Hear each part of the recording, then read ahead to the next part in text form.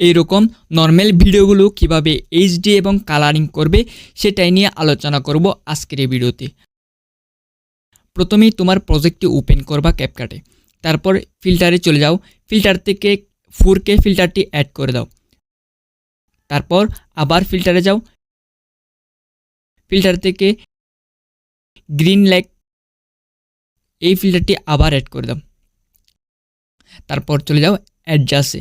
এখানে অ্যাডজাস্ট এর সেটিংসগুলো তোমার ভিডিওতে অ্যাড করার জন্য আমার এই ভিডিওটি তুমি সেভ করে নাও, যাতে তোমার কাজ করা সহজ হয়।